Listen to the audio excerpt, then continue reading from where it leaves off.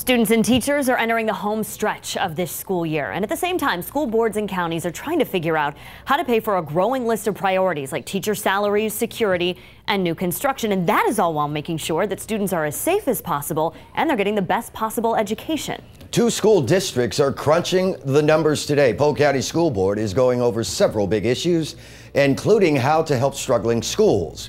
And in Manatee County, Isabel Mascareñas explains the tough news the school board might get when it comes to funding for school security.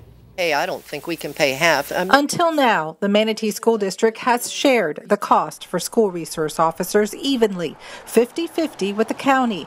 But with 34 more SROs needed to meet an unfunded state mandate. And this was a mandate to the school system, not to the county. It's the school district that may have to pay for it all, including the county's $1.6 million portion. My 50-50 comes from them.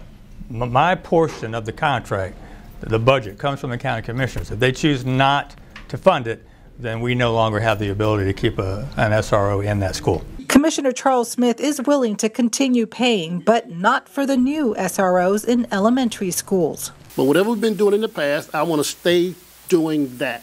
We've got to look at this where we can help you and we can still help us and us be solvents. County commissioners have been crunching the numbers. Last month, voters approved a $1 million property tax, giving the Manatee School District $37 million. But in November, voters are expected to approve another homestead exemption. That's bad news for the county budget. $9.5 million less in property taxes. I know 51% of it has to go to salaries, and the rest, what are they doing with it? Using any of that money for school resources officers is improper.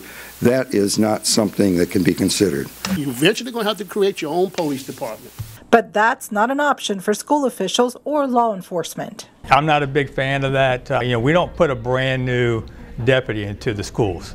We put a seasoned deputy in there, one that's been through the ropes, seen a lot of things out here, knows how to talk to people, and knows how to handle every type of situation that may come their way in a school.